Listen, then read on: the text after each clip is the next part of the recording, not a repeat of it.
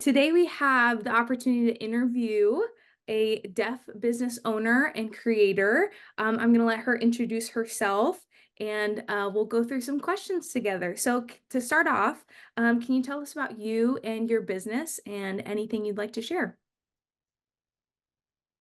Yeah, my name is Ryien Blackwood Smith.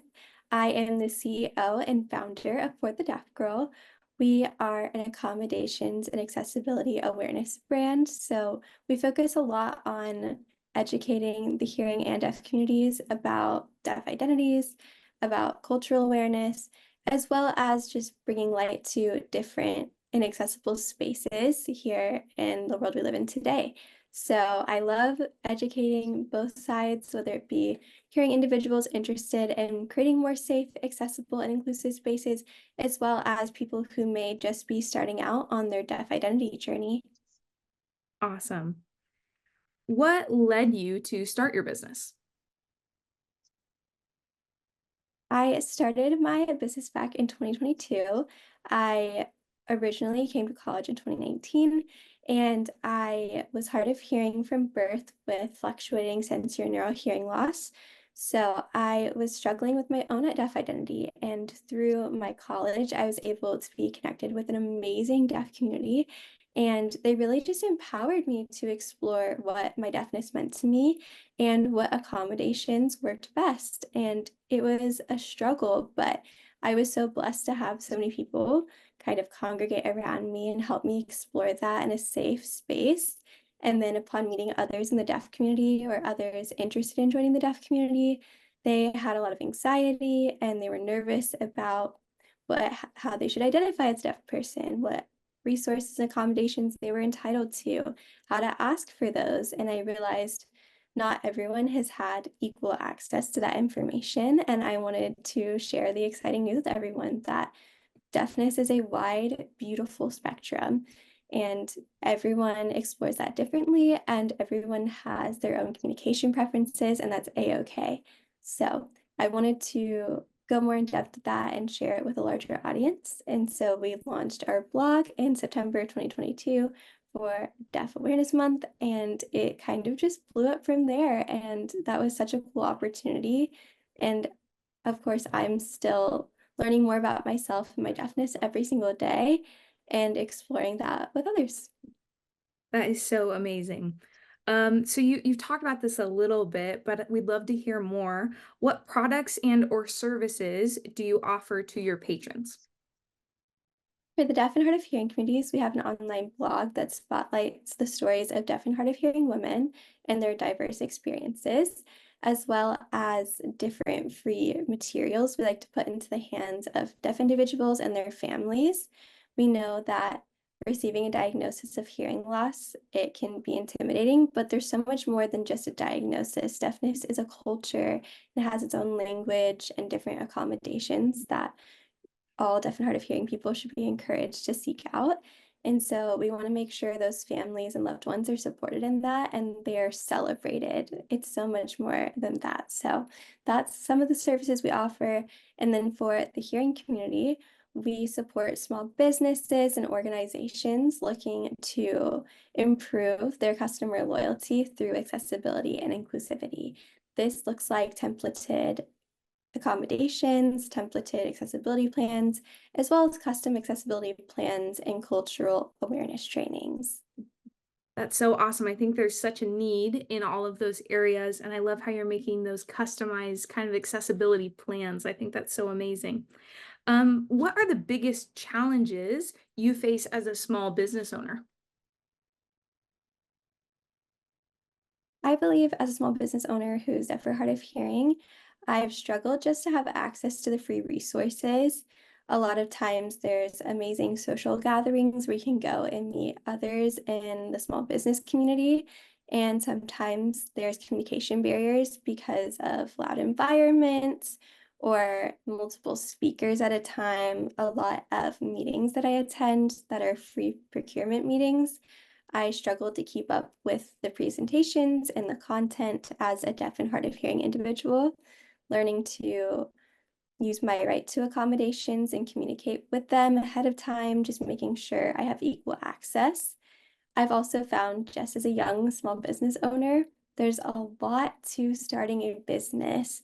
And I've been so blessed to seek free resources in my community and encourage a lot of other small business owners or maybe young deaf entrepreneurs to really seek out those free resources and not be afraid to ask for interpreters or captioning, whatever it takes to have equal access to that. That's awesome. Thank you for sharing that insight. So what communication access services, if any, do you use to connect with hearing vendors or clients? And what is your experience with using these services? I personally use in more classroom settings or learning environments, ASL interpreters. I find having that visual communication method is so beneficial to me, whether I decide to sign when I'm called on or speak. I believe that it's just a beautiful way to access language and education. In other scenarios, sometimes I prefer to use captioning, sometimes in larger video calls where there's not a lot of back and forth of communication. Captioning can be a great way to access that information or a transcript. So it kind of just depends on what's going on, what the situation looks like. I've noticed that some hearing individuals that may have not interacted with the deaf community prior to that time maybe a little nervous by seeing ASL as a communication method. So if it's my first time in an environment, either I'll go ahead and kind of address, this is my interpreter, this is their purpose, you can speak to me, I'd love to talk to you, and try to make it less intimidating. But if I do feel like there may be a communication barrier due to the lack of education, I may choose to go with captions. Wonderful. What are your goals for your business? For our business, I would love to just see more community discussions. I love getting involved with other deaf, hard of hearing communities and learning about their cultures and just spotlighting that. We really want to use our platform to bring the stories of women and other deaf individuals to light. We are launching this month a magazine called The Deaf Social, and not only will that spotlight the stories of women, but all individuals with hearing loss. So I'm super excited for that. And I'm excited to travel and just get to know more about their stories and just share that with our audience. That's a great way to just learn and grow and experience new cultures.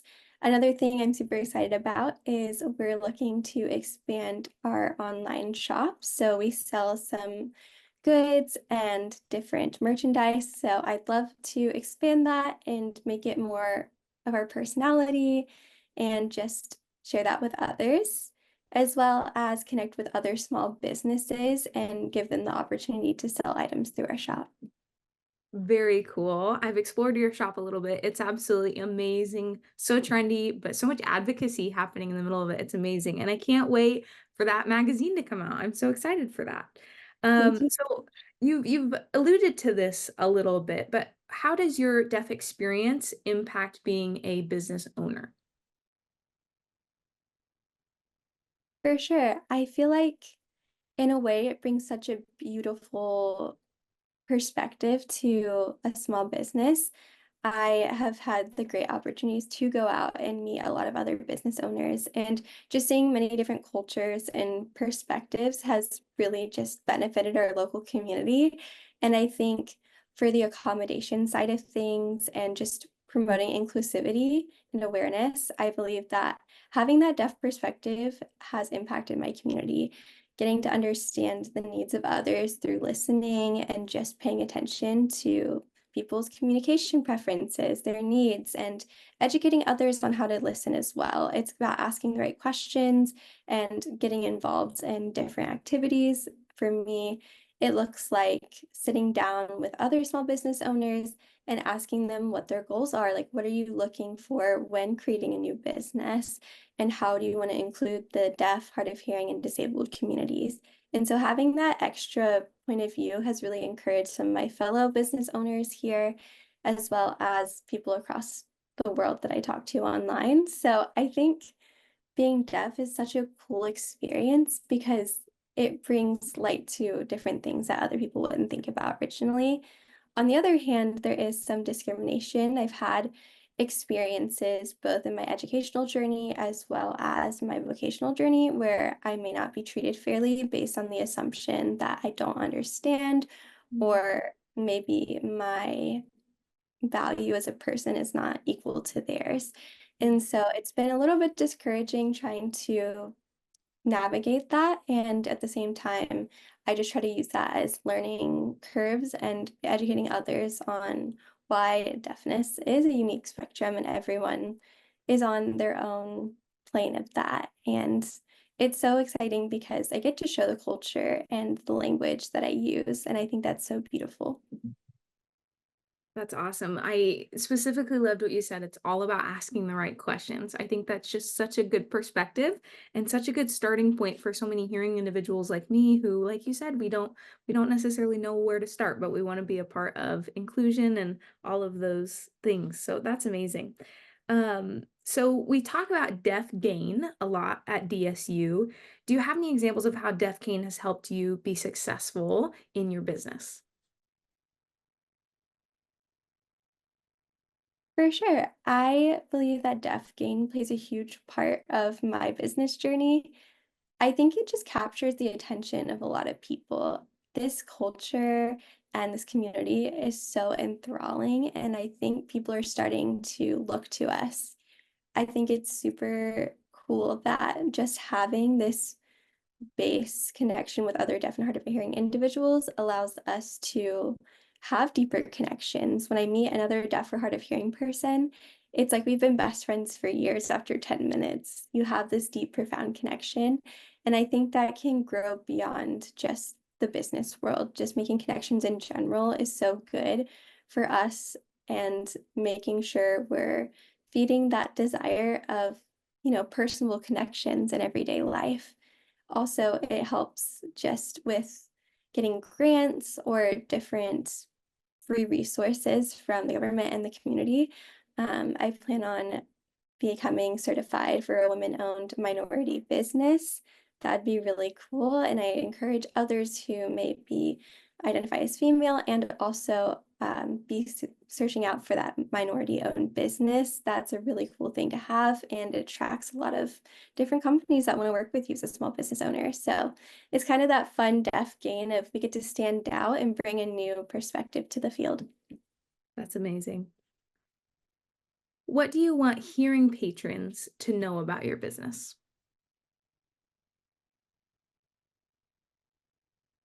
I would say for the hearing community, I love to get my allies involved. So I love nothing more than having a good conversation with someone about their passions and what they love to do, and then bringing in that idea of taking accessibility above and beyond what they're already wanting to do. And it's really an extension of what they're already doing. It's not as intimidating as it seems, and partnering with someone to make your business more accessible is such a cool way to reach a different target demographic. And for people that may not be a business owner but are curious about maybe the deaf community or learning American Sign Language, it's such a fun and welcoming community. And we always hope that people learn sign language. So taking a free class or maybe doing an audit at a local college or community college is always a fun way to just expand your knowledge, challenge yourself, and also make deeper connections within the deaf community. That's amazing. Finally, as we wrap up here, how can people seeing this interview support you in your business, whether it be following you on social medias, visiting your store? How can we be a part of what you're doing? You can support us by following us on Instagram or Facebook at For the Deaf Girl, and we'll be launching our The Deaf Social Instagram, which is at The Deaf Social.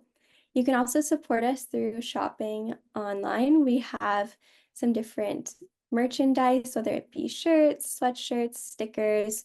We're constantly updating and changing our shop, so keeping an eye out for that and just supporting us in that way. Subscribing to the Deaf Social, that's a fun way to keep involved in the deaf community and see what's happening up and coming creatives and young professionals. And you can also find us on our website, which is forthedeafgirl.com. So that's an exciting way you can kind of keep connected and learn more about our business. Awesome. For those of you watching, we're going to have those social pages linked down in the caption below, no matter what format you're watching this interview on. So be sure to check it out, follow those pages, visit the website. So again, Ryien, thank you so much for spending the time with us today, giving us an insight to a deaf-owned business, a deaf-owned women small business. It's so amazing, everything that you're doing. Is there anything else that you'd like to share with our viewers watching?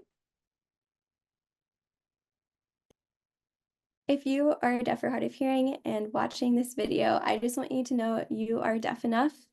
There is so much resources out there and so many people encouraging you and supporting you in this journey. Feel free to check out any of our free resources. We would love to get connected with you, learn more about your story, and how we can partner with you. Thank you to Deaf Services Unlimited for having me today. It was such an honor, and I look forward to seeing what you do.